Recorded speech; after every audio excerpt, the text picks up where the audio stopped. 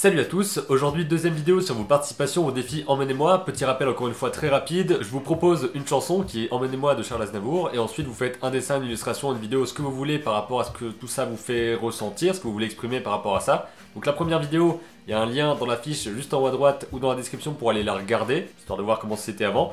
Et aujourd'hui on va tout de suite commencer puisqu'il reste une quinzaine de participations à traiter, donc ça fait pas mal, alors on va pas traîner, on commence maintenant. On commence avec l'illustration de Tangor qui a fait une illustration que j'aime particulièrement parce que je trouve qu'elle est vraiment bien faite, même s'il y a quelques petits soucis sur lesquels je vais revenir. Waouh. J'espère que ma voix va revenir aussi. Mais d'abord, quand j'ai vu cette image, j'ai tout de suite pensé au film Là-haut. Parce que dans le film, je pense que vous avez déjà vu le film au moins une voire plusieurs fois. Et il y a le petit Karl, quand il est petit, il a son livre qui s'appelle My Adventure Book ou un truc comme ça. C'est son petit livre d'aventurier. Et dedans, il met plein d'images, il a plein de photos. Donc soit des souvenirs qu'il a, soit les rêves qu'il a. Il met le pays où il a envie d'aller, ce qu'il a envie d'explorer et tout. Et c'est un petit peu ce genre de choses là avec une illustration. Et c'est surtout, je pense, la typographie en dessous qui m'a fait penser à ça. Donc je sais pas si c'est fait exprès que tu aies eu envie de prendre cette référence là. Et d'ailleurs, je suis en train d'y penser. Là-haut, emmenez-moi, Charles Aznavour. Dans là-haut, Karl en français, c'est Charles Aznavour. Putain, mais tout est lié. Oh, c'est bien fait quand même. Hein. Je trouve que le dessin et les couleurs sur ton image rendent plutôt pas mal, mais le truc qui me gêne un petit peu, c'est le manque peut-être de contraste. Et franchement, au départ, j'avais même pas vu qu'il y avait des personnages devant. Je pensais que c'était juste le paysage. Donc je pense qu'il y a vraiment un côté manque de contraste, c'est-à-dire que tes personnages, notamment le personnage qui est sur le papillon, bah en gros, bah il est pas assez mis en valeur. Donc comment est-ce que tu pourrais le mettre en valeur? Soit en lui mettant une couleur bien différente, en l'éclairant différemment, ou alors en faisant en sorte qu'il sorte un petit peu, en ajoutant du relief si tu veux. Que le paysage ait l'air plus loin que le personnage. Mais dans tous les cas, j'aime beaucoup ton image et merci pour ta participation. On passe au dessin de Chim Selene qui a envoyé deux images. Donc là-dedans, j'ai l'impression que ta composition fonctionne plutôt bien. On voit que tu as tracé comme une diagonale sur ton image et que tu as mis les personnages à peu près, enfin les visages à peu près au niveau de cette diagonale, ce qui fait que ça fonctionne plutôt bien au niveau... Enfin, en composition, je m'y connais pas vraiment beaucoup, mais je sais qu'il y a des choses comme les pleins et les vides, les endroits où il y a des éléments et les endroits où il n'y a pas d'éléments. La forme et la contre-forme, je sais plus si c'est ça, mais en tout cas, vous pouvez vous renseigner par rapport à la composition. Je vais apprendre beaucoup plus de choses par rapport à ça et je vous ferai des vidéos plus spécifiques sur comment composer une image, une fois que je saurai le faire mieux que juste instinctivement sans vraiment savoir pourquoi, comment, tout ça. Et sur ton deuxième dessin, tu es parti sur le thème dont j'ai parlé l'autre fois, c'est-à-dire que tout le monde a fait des marins, des bateaux, l'océan, l'aventure, comme ça. Donc c'est un dessin qui est beaucoup plus plat, j'ai l'impression, que le dessin précédent, mais en même temps je trouve qu'il fonctionne bien, parce que quand je vous parle de plat, de relief, etc., ça veut pas dire qu'il faut forcément dans une image avoir une profondeur incroyable et des éléments qui ressortent de partout et tout. Ça dépend vraiment du style graphique que vous voulez adopter, et parfois ça peut fonctionner d'avoir quelque chose qui semble vraiment être plusieurs couches les unes par-dessus les autres, et que ce soit, entre guillemets, plat. Donc là, typiquement sur ton image, le premier plan avec le personnage qui est assis, devrait être beaucoup plus haut que ça. Enfin, c'est plutôt l'horizon derrière qui devait être beaucoup plus bas si tu avais vraiment capturé une photo de cette position-là, parce que là, concrètement, c'est pas possible d'avoir ce personnage-là avec la mer vachement haute et le bateau au niveau de son visage. Enfin, je sais pas trop comment on pourrait se démerder pour obtenir ce point de vue-là, donc c'est ça que je veux dire par rapport à la composition et à la profondeur, etc. Mais là, je trouve que ça fonctionne plutôt bien. Fais juste attention peut-être à ton personnage, à sa pose. Je saurais pas trop dire, mais j'ai l'impression que le bras est beaucoup trop bâton, enfin qu'il est beaucoup trop figé comme ça et qu'il y a le coude n'est même pas visible en fait. Et peut-être aussi quelques problèmes sur les jambes qui sont soit pliées un petit peu bizarrement, soit trop courtes. Je saurais pas trop dire exactement, je suis désolé. Ici on a une animation, donc je crois que c'est la seule animation de ce défi. Donc c'est plutôt cool d'avoir des choses un peu différentes, on aura aussi de la photographie, une installation tout à l'heure. Donc c'est une animation très courte, il y a un effet de 3D, donc je sais pas si c'est vraiment de la 3D que t'as animé et que t'as rajouté le personnage 2D à l'intérieur, ou si c'est tout en 2D et que t'as réussi à faire ce mouvement de caméra parce qu'il est plutôt bien fait, il est plutôt propre. Est-ce que j'ai précisé que c'était de Dragani Craft? Je suis pas sûr. Dragani Craft, comme le papier craft. Donc au niveau de l'animation, tu m'avais dit, je crois que c'est l'une de tes premières, donc je t'encourage tout simplement à continuer là-dessus, à continuer à faire de l'animation, peut-être à voir un petit peu comment est-ce que tu pourrais faire des personnages plus dynamiques que ça, parce que pour l'instant ça reste assez fixe, mais franchement le coup de la caméra qui bouge, je trouve que tu l'as assez bien fait. Ensuite, on a l'image de Gandilguru Rasa Spirit. Je sais pas si c'est ton nom sur YouTube ou sur DeviantArt, ou j'en sais rien, parce que des fois j'ai mis les deux noms, donc c'est un petit peu... Une illustration qui rend plutôt bien, franchement, tu t'en es bien sorti au niveau des couleurs, etc. La composition, ça m'a l'air de fonctionner plutôt pas mal, parce que ton bâton est pile sur le tiers, donc je sais pas si vous connaissez la règle des tiers, mais en gros c'est une règle assez basique en composition, qui est de décomposer le cadre en tiers, donc c'est-à-dire comme ça, et de placer les éléments importants, on va dire aux intersections de ces traits-là. Donc c'est un truc classique, c'est pas forcément obligé de faire avec ce genre de règles de composition, mais ça peut être une méthode assez simple pour placer les éléments importants et les faire ressortir correctement. J'aime beaucoup la pose de ton personnage, je sais pas si tu as eu une référence particulière ou si tu l'as fait d'imagination, encore une fois je pense qu'on reparlera des références, comment trouver des bonnes références pour des poses, des décors, enfin plein de choses comme ça, on pourra en reparler. Ta position franchement elle fonctionne plutôt bien, tu l'as plutôt bien gérée. Ensuite au niveau de la lumière, j'ai l'impression que toute la partie avec le ponton, le poteau et le personnage est plutôt bien géré, aussi le petit truc qui est accroché au ponton. Par contre j'ai un petit peu plus de mal avec les arbres, on dirait vraiment que c'est un motif qui a été répété, un truc que tu as copié-collé comme ça, et ça ressort beaucoup moins parce que la lumière est bien moins contrastée que sur le reste. Ce qui fait qu'on a vraiment l'impression que c'est rajouté comme ça, donc ça fait un peu étrange. Ton image est donc évidemment pas sans défaut, mais il y a une partie qui fonctionne vraiment bien. À mon avis c'est vraiment, si tu découpes ton image en deux, c'est la partie droite qui fonctionne le mieux. Encore une image avec un marin, avec celle de Lycan, donc encore une fois je ferai un petit peu la même remarque qui est-ce que j'avais dit au début, la même remarque qu'à Shim Selen par rapport à la profondeur et au côté plat de ton image. Donc là, à mon avis, tu voulais quelque chose de plus profond que ça, et t'as pas dû réussir à le faire correctement. Donc c'est une idée de, enfin c'est une histoire de perspective en fait, hein, de vraiment réussir à mettre ton horizon au bon endroit et tout. C'est pas forcément évident, donc je comprends que ce soit un petit peu galère. Au niveau des couleurs, j'ai l'impression que c'est un petit peu trop flash, et c'est pas dans le même ton toutes les couleurs. J'ai l'impression qu'il y a un truc qui fait que tout s'aplatit, et c'est limite tout uniforme, alors qu'il devrait y avoir des éléments qui ressortent vachement du reste. Comme par exemple l'île que tu as faite, je l'aurais bien vu beaucoup moins lumineuse que ça, ou en tout cas avec peut-être une partie plus ombragée, parce que là ça fait vraiment tache verte fluo au milieu. Et petite remarque aussi que j'avais faite à Quentin dans la dernière vidéo, évite de marquer des choses sur ton image si tu ne sais pas gérer correctement la typographie, le placement dans l'image, parce que là on dirait juste que c'est une sorte de dédicace sur un dessin. Mais dans ce cas précis, je pense que je les aurais complètement enlevés en fait. Donc on reste dans les dessins de marins avec ceux de Monsieur Dirdek. Je pense que la première c'est plutôt celle-ci, où en gros on voit tous les marins en train de vraiment faire plein de trucs, en train de courir dans tous les sens, en train de travailler, et ensuite on voit le personnage qui se pose. Donc ça j'imagine que c'est... alors c'était à quel moment les paroles là? Quand les bars ferment et que les marins rejoignent leur bord, moi je rêve encore jusqu'au matin debout sur le port.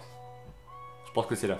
Le dessin d'Olivier qui est un petit peu comme celle de Shim Selen qu'on a vu tout à l'heure, donc c'est vraiment un marin assis sur un muret avec un bateau derrière. Et là, bon je vais peut-être faire encore des comparaisons foireuses ou j'en sais rien, mais quand j'ai vu cette image là, j'ai imaginé un jeu vidéo en point and click, je sais pas si vous voyez ce que c'est. En gros c'est les jeux vidéo où il y a des dessins comme ça et on peut cliquer dessus, et ensuite ça fait bouger les choses, donc on peut cliquer par exemple ici sur le bateau pour que le bateau avance vers nous, on peut cliquer sur le personnage pour qu'il se lève et qu'il fasse des trucs, et je sais pas pourquoi ce graphisme m'a fait penser à ce genre de choses. Bon évidemment il y a des problèmes au niveau du graphisme parce que toute la partie premier plan a un style particulier, et la partie avec le bateau a un style moins abouti. C'est-à-dire que c'est pas juste flou, opaque parce que c'est au loin, mais c'est flou, opaque, pas dans le même style en fait. Et t'as envoyé aussi quelques images pour montrer soit d'un peu plus près, soit comment est-ce que tu as fait tes recherches, donc ça c'est toujours très bien d'envoyer vos recherches, vos petites vidéos par rapport à la création, quand vous dessinez sur Photoshop ou quoi, vous capturez l'écran pour pouvoir faire une vidéo making of. Donc c'est plutôt intéressant de voir ça de plus près, et c'est plutôt bien fait je trouve. Et ensuite on voit juste une petite recherche, parce que tu as cherché un petit peu à quoi pourrait ressembler ton personnage. Donc ça c'est important de bien se dire que quand vous voyez une illustration, c'est pas un truc qui a été fait comme ça d'un coup avec bam le final directement, c'est plein de références, c'est plein de dessins préparatoires, c'est plein de choses qui ont germé comme ça avec parfois des dizaines de dessins pour aboutir à l'image finale que vous voyez et que vous pourrez par exemple admirer. Ah, je me crache dessus. Mais il faut absolument pas se dire que les dessins que vous voyez et les trucs que vous trouvez incroyables ont été faits comme ça d'un coup, parce que c'est pas du tout le cas, il y a vraiment beaucoup de travail derrière. Le dessin de Marianne qui a été fait à l'aquarelle sur papier, donc je dis ça parce qu'on le voit au niveau des pliures, on sent qu'il y a eu beaucoup trop d'eau sur ce papier, en tout cas qu'il était peut-être pas assez épais pour supporter autant d'humidité d'un coup, donc ça fait qu'il a dégondolé forcément. C'est un dessin qui je trouve pourrait mieux fonctionner au niveau de la composition notamment, parce qu'on a l'impression aussi que ce bateau, bon c'est un bateau volant visiblement vu qu'il a des ailes quoi, il est volant. Et j'ai l'impression qu'on ressent pas assez le fait qu'il vole, donc soit il est vraiment dans le ciel et il faut le faire beaucoup plus haut que ça et peut-être beaucoup plus petit et faire peut-être une contre-plongée éventuellement, soit on a l'impression qu'il... Enfin, soit tu voulais qu'il soit en train d'atterrir, d'amérir, il descend quoi. Et à ce moment-là, il est pas non plus bien placé. On sait même pas trop à quelle distance il est par rapport à la fille. Donc voilà, le dessin de Marie Barbe, bon là j'ai pas grand chose à dire dessus, je trouve qu'il fonctionne vraiment bien, c'est un autre dessin à l'aquarelle. La pose franchement, je trouve que tu l'as bien géré, on sent vraiment bien le mouvement dans les cheveux avec le vent, etc. Les couleurs aussi, la composition, tout simplement le personnage qui regarde vers l'horizon, donc t'as laissé pas mal de place sur la partie gauche de ton dessin. Et il y a aussi une petite photo, c'est une photo typiquement Instagram, c'est pour ça que quand je capture l'écran, il y a le petit machin avec la flèche parce que c'est un diaporama Instagram et que je peux pas enregistrer l'image autrement que comme ça. Mais en tout cas, on voit ta tablette, n'importe quoi. Ta table de dessin avec ta petite boîte d'aquarelle. D'ailleurs, si vous avez une boîte d'aquarelle et qu'elle est pas dégueu comme ça, c'est que vous l'utilisez pas assez en fait. le dessin de Matteo qui se différencie pas mal des autres dessins qu'on a vu juste avant. Donc là, comme je disais tout à l'heure, bon, il y a vraiment des problèmes au niveau de l'anatomie des personnages ou alors des choses qui sont un petit peu étranges, etc. Mais c'est pas vraiment le problème ici parce que justement, avec ce style graphique là, juste en laissant la partie blanche sur le dessin et en faisant plein de petits traits autour avec ces sortes de, comment on appelle ça, ces sortes de trames, on arrive vraiment bien à ressentir la lumière qui vient des bougies. J'aurais mis encore une fois peut-être plus de noir sur les contours de l'image, histoire qu'on sente encore plus le cocon lumineux, donc qu'il soit beaucoup plus éclairé que le reste, alors que pour l'instant c'est encore très uniforme. Mais ça fonctionne plutôt bien et j'ai envie d'en voir plus, donc d'autres illustrations, une BD avec ce thème là, enfin bref, il y a vraiment beaucoup de choses à faire, alors je t'encourage à faire des choses, comme à vous tous en fait, je vous encourage touche, je vous encourage, touche, non, je vous encourage tous. Merde. On passe au dessin de Meta Knight 91, on voit que cette personne, parce que je dis cette personne, hein, parce que je sais pas si c'est une fille, un garçon, ça change pas grand chose en fait. On voit que le dessin n'est pas maîtrisé, mais encore une fois c'est pas forcément un problème, parce que parfois le fait de ne pas savoir maîtriser l'anatomie ou pas savoir faire correctement certaines formes, ça donne un truc particulier qui peut fonctionner éventuellement mieux que lorsqu'on gère super bien. Enfin il peut y avoir une sorte, je sais pas comment dire ça, une sorte d'âme en plus, le terme est peut-être pas... Donc ton personnage pourrait fonctionner assez bien, il faudrait le faire dans d'autres positions, dans d'autres situations pour voir ce que ça donne. Par contre au-dessus t'as marqué un marin voyageur, PS je n'ai que 13 ans. Je dis, pourquoi? Ça change rien de savoir que t'as 13 ans, 14 ans ou 45 ans, ou enfin je sais pas. Parce qu'en fait c'est juste, on veut voir ton image et voir comment est-ce que tu l'as faite. Éventuellement en discutant après derrière, on peut se dire bon voilà j'ai tel âge donc du coup je commence à dessiner depuis combien de temps, etc.